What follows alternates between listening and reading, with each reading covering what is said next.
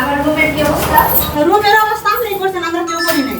আপনি যে তালাটা ভেঙেছিলেন না, আপনি একটু ভিতরে আসেন। আমি ভাঙি নাই তালা। আমার বাবার কবর সব বিক্রি করে দিয়েছে। না, আগে স্বামীর যে কবর সেটাও কি বিক্রি করে ফেলছেন কি? না, আমি হেঁটে বেশি নাই।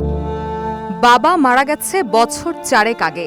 বাবার মৃত্যুর পর ভাড়াটিয়ার সঙ্গে পরকীয়া করে নিজের অর্ধেক বয়সের এক ছেলেকে পুনরায় বিয়ে করেন মা শাহনাজ বেগম। এরপরই পরিবারে নেমে আসে অন্ধকারচ্ছন্ন কালো মেঘ। সৎবাবার সহযোগিতায় মা কর্তৃক প্রাণনাশের হুমকির, মারধরের শিকার ও মৃত বাবার কবর বিক্রি সহ অত্যাচার ও নির্যাতন শুরু হয় 3 ভাই বোনের ওপর। পাশাপাশি নিজের বাবার রেখে যাওয়া বসতবাড়ি থেকেও মারধর করে বের করে দেওয়া হয়।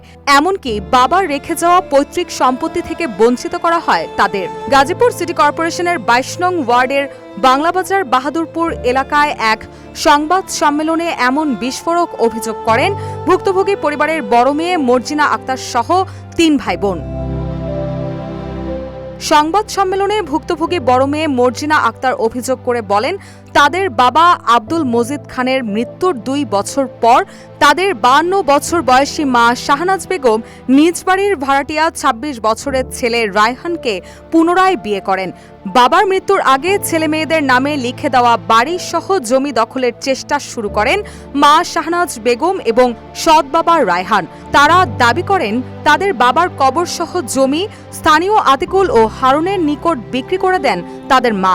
এছাড়াও স্থানীয় কিছু সন্ত্রাসীদের মাধ্যমে মারধর করে বাড়ি থেকে বের করে দেওয়া হয় বলে দাবি করেন তারা। আমরা তিন ভাই, কেউ নাই আমার পাশে দাঁড়ানোর। এক চাচা এসে দাঁড়াইতো, সেই চাচার নামে মামলা দিয়ে রেখে দিয়েছে। চাচা পর্যন্ত আসতে পারে না। চাচতো ভাই আসে নাই কোনো কিছুতে, তাও চাচতো ভাইয়ের নাম দিছে।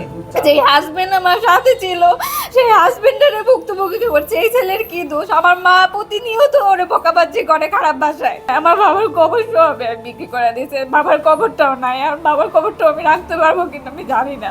ওনার প্রতিনিয়তই টেট দিতে থাকে। ওনারা মাঝখানে ওই জমিতে যখন বাধা ক্রিয়েট করছে, 10 লাখ টাকা চাঁদা দাবি করছে। এটা নিয়ে আমার কমপ্লেন করা আছে। বাসায় এসে ভাঙচুর করে। লেস অয়েল অ্যাবজর্ব করে আপনার পরিবারকে রাখে হেলদি। ফুড গ্রেড ম্যাটেরিয়ালে তৈরি যমুনা কুকওয়্যার।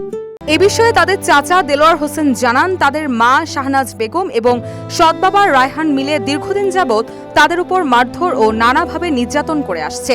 বড় ভাই আব্দুল মাজিদ খান মারা যাওয়ার পর ভাতিজারা যখন বিপদে পড়ে তাকে ডাকে তাদের পাশে দাঁড়ানোর কারণে তার বিরুদ্ধেও ধর্ষণ ও চাঁদাবাজির মিথ্যা মামলা দেয় শাহনাজ বেগম। এছাড়াও প্রতিবেশীরা এই নির্মম ঘটনার বিবরণ জানান গণমাধ্যমে। দর্শন করছি, মুখ করছি, এরকম মিথ্যা মামলা করে আমাকে বাসায় থাকবার দেয় না। দূরে রয়েছি আর এই মধ্যে ফেলা টুইটা করে তালা ভেঙে তালা তোলা লাগিয়ে দিছে। আমার নামে মামলা দিছে, আমার ছেলের নামে মামলা দিছে, আমার বাস্তি জামার নামে মামলা দিছে। এখন আমরা কেউ বেঁচে থাকতে পারি না। এই মুহূর্তে দূর করে মানে বিল্ডিং দখল করছে। নিজের সন্তানদের করা এমন অভিযোগের বিষয়ে জানতে চাইলে নির্যাতন ও মারধরের সকল অভিযোগ অস্বীকার করেন মা শাহনাজ বেগম। উল্টো সন্তানদের বিরুদ্ধে অভিযোগ করেন তিনি। এছাড়াও আর কোনো কথা বলতে রাজি হননি। না, আগে স্বামীর যে কবর সেটাও কি বিক্রি করে ফেলছেন কি? না, আমি হেঁটে বেশি নাই। পুরো জায়গাটাই বিক্রি করে ফেলছেন, তাহলে তো কবর তো জায়গার ভিতরে। না, কবর আমি রেখে ফেলেছি। আপনাদের মেয়েরা যে অভিযোগগুলো করছে এটা কি সম্পূর্ণ মিথ্যা? সম্পূর্ণ আমি কোনোদিনই কবর ফেলাইতে চাই না। এই যে আমরা তো দেখলাম আপনার তালা খুলে দিলেন, তারপরে রুমটা লন্ডভন্ড। লন্ডনটা ওই করছে, মর্জিনা নিজে করছে। তার বাবার যে সম্পত্তি ছিল সেগুলো কি তাদেরকে বুঝাই দেওয়া হয়েছে? অবশ্যই তাকে বুঝিয়ে দেওয়া হয়েছে। কিন্তু তারা তো বলতেছে আপনি আসলে তাদের উপরে অত্যাচার করতেছেন। আমি তাকে অত্যাচারই করি। এদিকে সুষ্ঠু বিচার ও নিজেদের নিরাপত্তার জন্য বড় মেয়ে মর্জিনা আক্তার বাদী হয়ে গাজীপুর মেট্রোপলিটন পুলিশের সদর থানায় একটি অভিযোগ দায়ের করেন।